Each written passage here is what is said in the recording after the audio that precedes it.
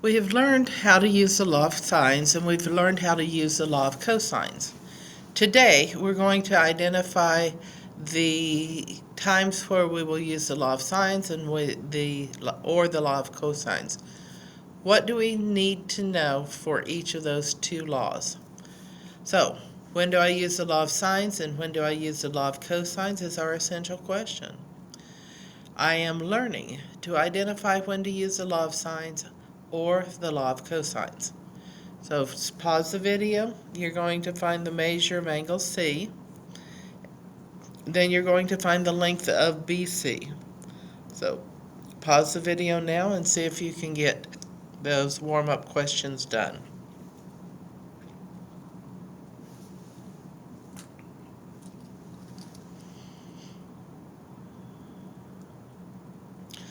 Well, I hope you tried.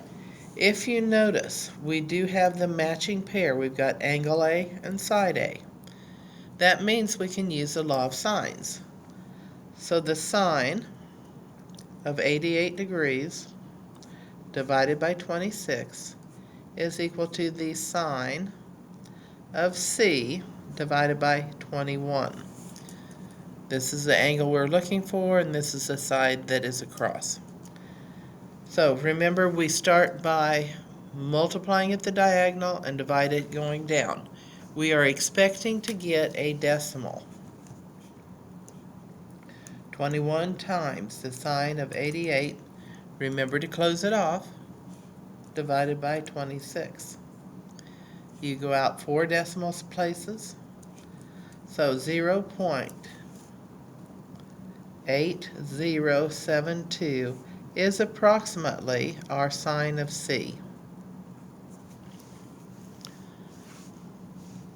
Now what do we do? Well, to find that angle measure, we will use our sine inverse of 0.8072, and that is approximately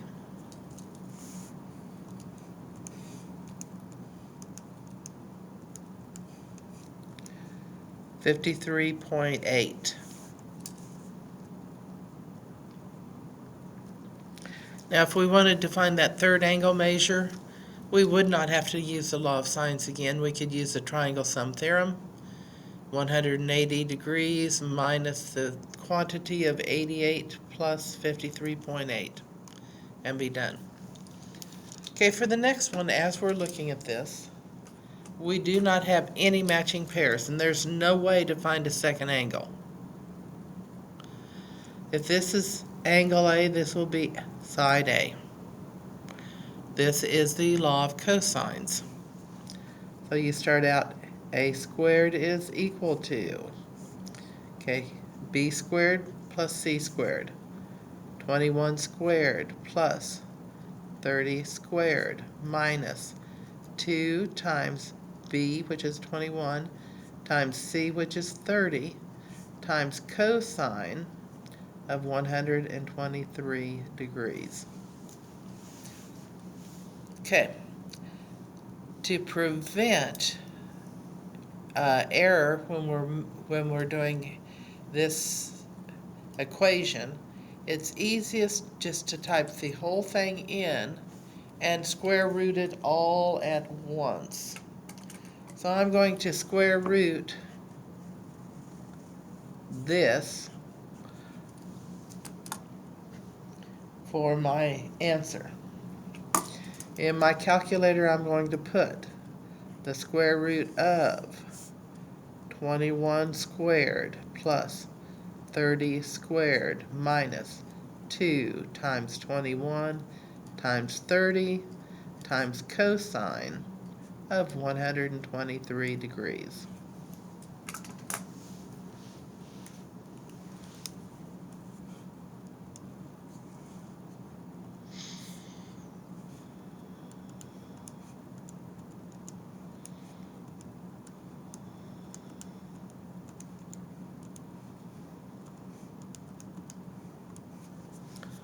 Okay, now, as you can see, it's all under my radical, and it would be 45.0.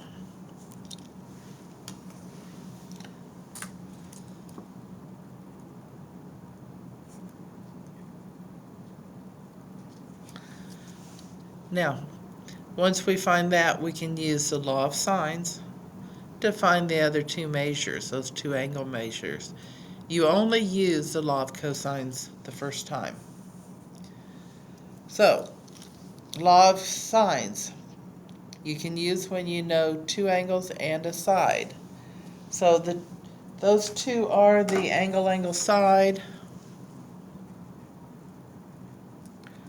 or the angle side angle. If you know two angles, you can find the third angle by using a triangle sum theorem. So that would be one way to do it. So if you know two angles and the side opposite of one of the angles, so this would be our side angle. Remember, we can't use the SSA for similarity, but it works for the law of sines. Okay, for the law of cosines, there are two times you'll use the law of cosines. If you know two sides and the included angle, so this would be side angle side. When you know all three sides and no angles, which would be the side. So you only need to use the law of cosines one time, then you need to use the law of sines. Justify which law you are using and find the indicated measure. So if I'm looking at this, I've got a angle, side angle.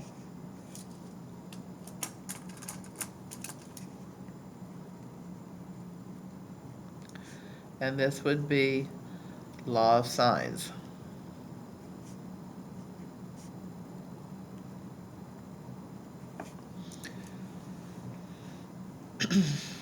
So I need to find my angle B, and then side A and side B and side C. So for the measure of angle B, it's equal to 180 degrees minus the quantity of 61 degrees plus 30 degrees.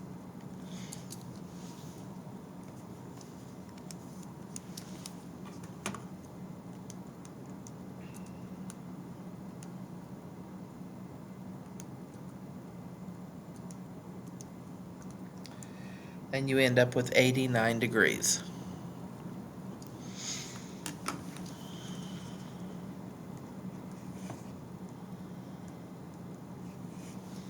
Okay, so do you want to find angle side A or side C first? Okay, let's go for side A first. You start with the side we know all the time. So we're looking at angle B and side B. So the sine of 89 degrees over 8 is equal to the sine of 61 degrees over A. We multiply at the diagonal and then divide going up. So sine of 61, close it off so you get it correct, times 8 divided by the sine of 89. 6.99, which would give me 7. So A is 7 is about A. Okay, what about C? We start the same way again. The sine of 89 degrees over 8 is equal to the sine of 30 degrees over C. Multiply at the diagonal, divide going up. Sine of 30 times 8 divided by the sine of 89. And I forgot my parentheses. It's about 4.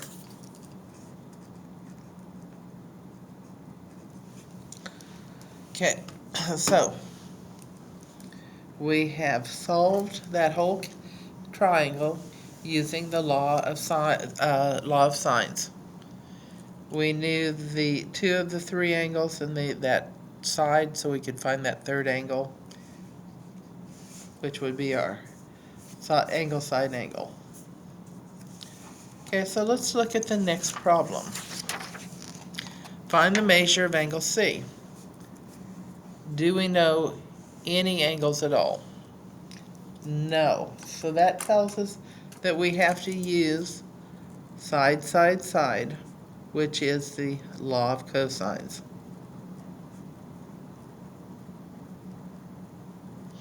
In this case, we're only looking for that angle measure.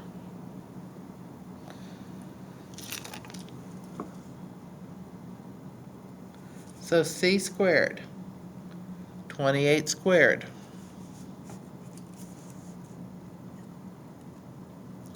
is equal to 12 squared plus 18 squared minus 2 times 12 times 18 cosine of C. We're going to chunk things together.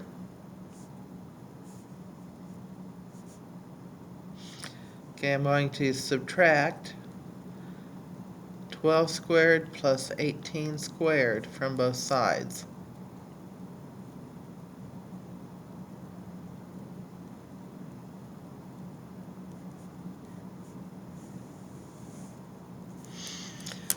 Okay, so I'm expecting to get a negative number. 28 squared minus, put in parentheses, 12 squared plus 18 squared, close it off, and I get 316. I didn't this time, but sometimes you do. So this is 316 is equal to negative 2 times 12 times 18 cosine of C. This time, I'm going to chunk these together. I'm going to divide by negative 2 times 12 times 18 on both sides.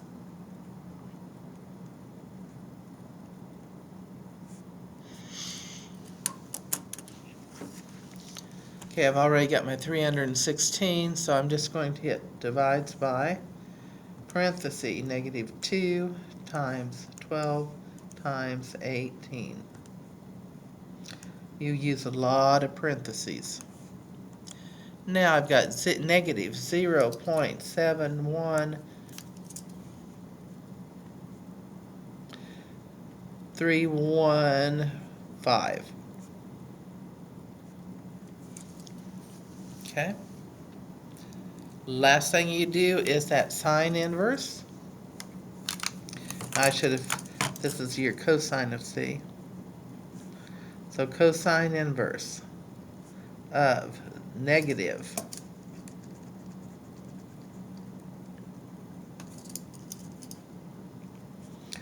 0.7315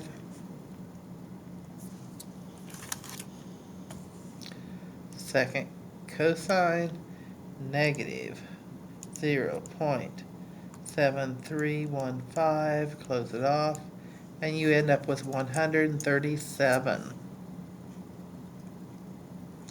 degrees. So you can have a negative decimal and still get the correct answer. Okay, so we've got two where we're going to draw the diagrams and we're going to solve the triangles. So looking at that first one, we've got the measure of angle C and we've got side C. That tells us immediately that we can use the law of sines. So let's draw the picture.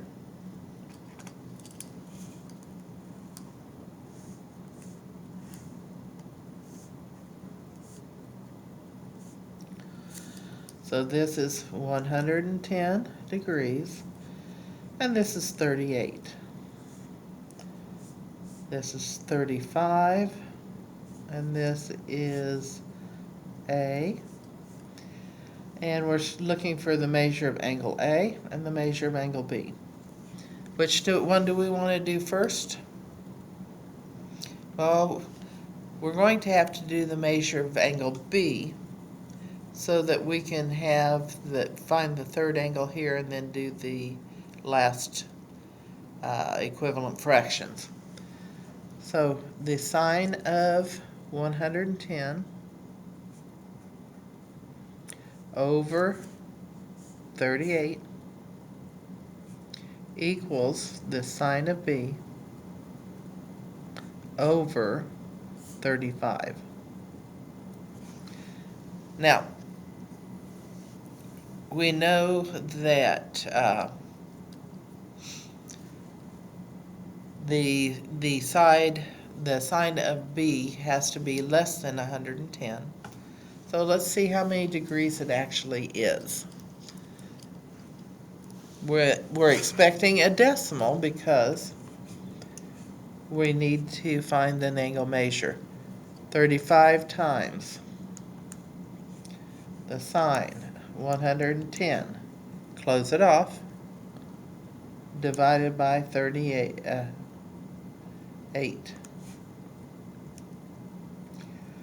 0.8655.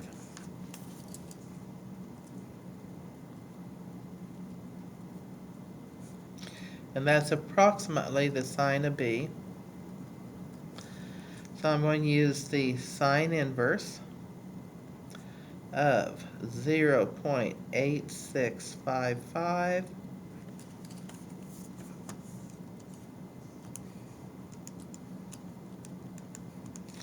and you get about 59.93, and that would be about 59.9.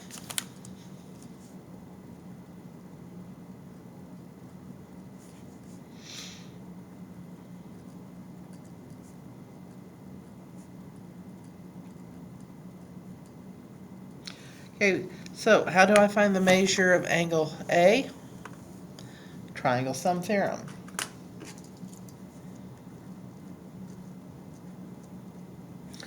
(180 degrees) minus the quantity of 110 degrees plus 59.9 degrees.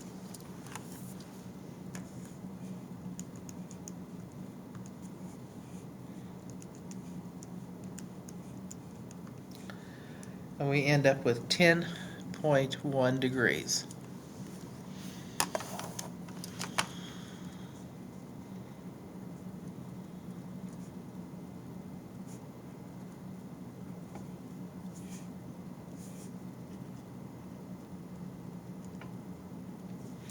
Okay, now let's set up our equivalent fractions again. We have to go back to the one we started with.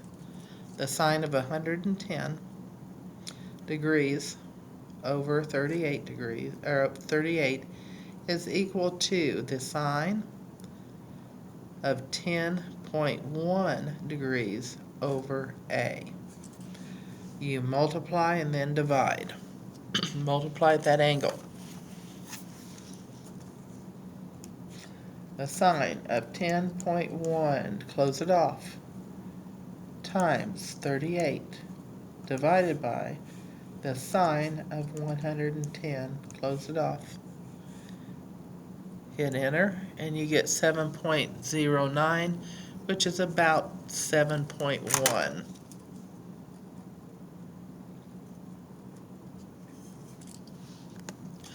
Okay, see if you can set the next one up on your own. There are no angles, so immediately we know this is side, side, side, which is the law of cosines. So see if you can find that first angle measure on your own.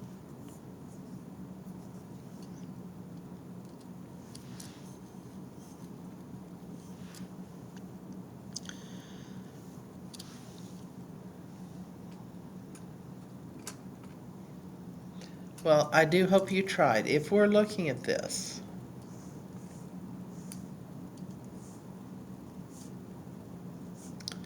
ABC, this is 17, this is 11, and this is 10. Okay, so let's find the measure of angle A first. A squared, 11 squared, is equal to 17 squared plus 10 squared minus 2 times 17 times 10 times the cosine of A. When we're looking for an angle measure, we have to get that decimal and then use the inverse button. So let's chunk it. We're going to start by subtracting this from both sides.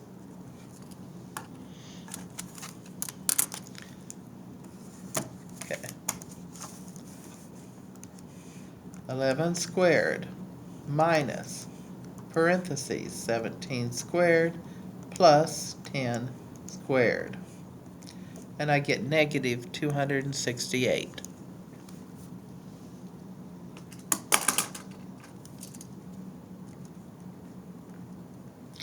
Is equal to negative 2 times 17 times 10 times the cosine of A. Now, once again, I'm going to chunk it.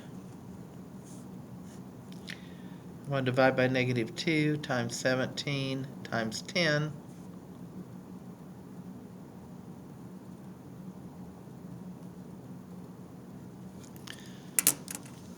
Okay, I've already got that there, so I'm going to hit divide by parentheses. Negative 2 times 17 times 10. And you get 0.882.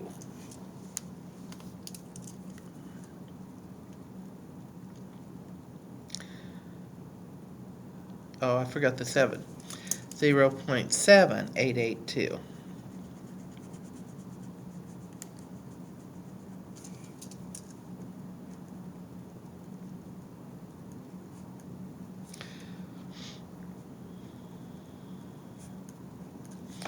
So do that cosine inverse of 0.7882.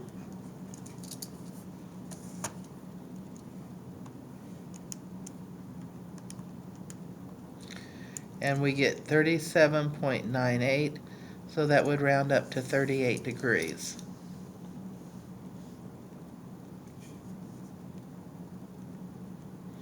Okay, now, here we go. We've used the law of cosines one time. Now we've got that matching pair, and we use the law of sines. I'm looking for angle B. So we start off with what we know. The sine of 38 degrees over 11 is equal to the sine of B over 17. Multiply at the diagonal. 17 times sine of 38. Close it off. Divide it by 11. And you get 0.95147. So 0.9515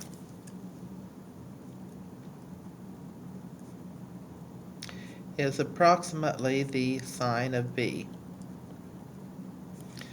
So use the sine inverse of 0.9515. That is approximately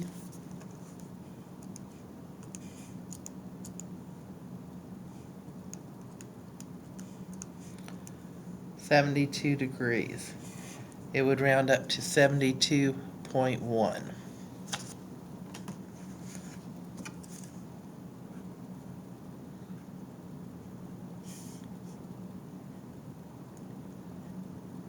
Now, for the last one, what are we going to do? Well, I'd use the triangle sum theorem.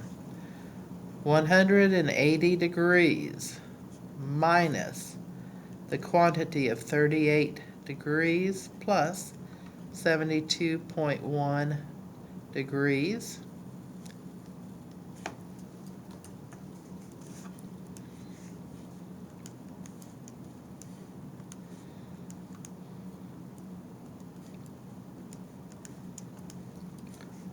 put it all in your calculator, you get 69.9,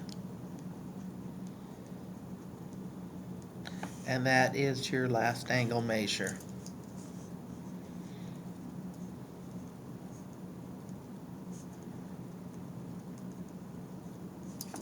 So, when you're doing this, you have to continually think, what conditions do I have? Are those conditions used for the law of sines or the law of cosines? And go from there. So how do you know you're successful? You know you're successful when you can identify which of the laws to use, and you can find any missing measures. And this is solving triangles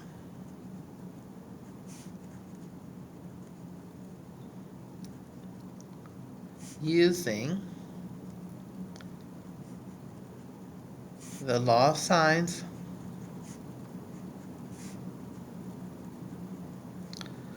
or the law of cosines.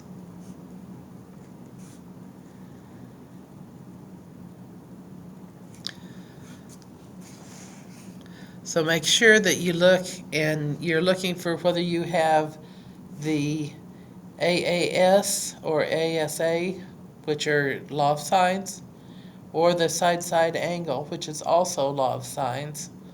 There's two criteria for the law of cosines: side angle side or side side side.